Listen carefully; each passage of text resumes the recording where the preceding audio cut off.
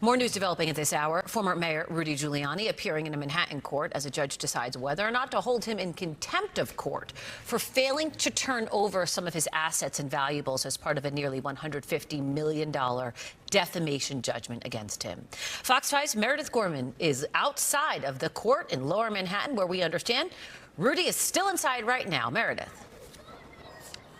That's right. Rudy Giuliani is still in court right now for a hearing to decide if he will be found in contempt of court for ignoring court orders to hand over millions of dollars in assets, including some of his most prized possessions, to the former Georgia election workers he defamed. Attorneys for Ruby Freeman and Shay Moss say that Giuliani has defied 3 court orders to hand over these possessions and that he should be sanctioned for that. The former Trump lawyer Giuliani's assets that he was supposed to surrender now to help meet the $146 million defamation judgment that he lost to Freeman and Moss include a signed Joe DiMaggio Yankees jersey and other sports memorabilia, including 4 Yankees World Series rings, paperwork for a 1980s vintage Mercedes convertible, high-end watches that he said he owned when he filed for bankruptcy last year, and a Manhattan co-op apartment.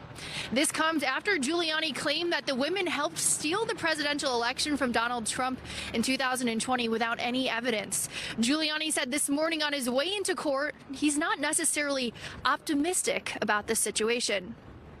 You don't want my thoughts on how things are going to go. Look at the record we've had in front of this judge. We haven't won a thing yet.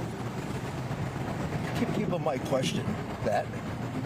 In this case, we have not won a single, even tiny motion. Does that raise a question about it?